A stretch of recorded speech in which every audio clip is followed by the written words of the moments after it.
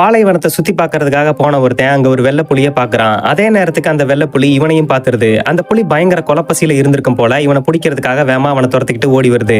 இவன் ஓடி போய் ஒரு குகைக்கடியில ஒளிஞ்சுக்கிறான். அந்த புலி விடாம அவனை பிடிக்கிறதுக்கு ட்ரை பண்ணிக்கிட்டே இருக்கு. இவனுக்கு நல்லா தெரிஞ்சிருச்சு இன்னும் கொஞ்ச நேரம் விட்டா புலி நம்மளை பிடிச்சிரும் அப்படின்னு. அந்நேரம் அந்த குகைக்குள்ள இன்னொருத்தன் மாட்டி இருக்கிறத நம்மால பாக்குறான். அவன் என்ன சொல்றான் அப்படின்னா, அந்த பாறையில தொங்கிக்கிட்டு இருக்க துணியை பிடிச்சு இழுத்தீங்கன்னா நான் இந்த பாறையில இருந்து தப்பிச்சிருவேன், அதுக்கப்புறமா உங்களோட உயிரை அந்த புலிக்கிட்ட இருந்து நான் காப்பாத்துறேன் அப்படின்னு சொல்லி சொல்றான். இவனு வேற வழி இல்லாம அந்த துணியை பிடிச்சு இழுக்கிறான். அடுத்த செகண்டே அந்த குகை மொத்தமும் வெடிச்சு சதறி அந்த மனுஷன் வெளியில வந்துடுறான். வெளியில வந்ததுக்கு அப்புறமா தான் தெரியுது அவன் சாதாரண மனுஷன் இல்ல, அவன் ஒரு குரங்கு மனுஷன் அப்படின்றது.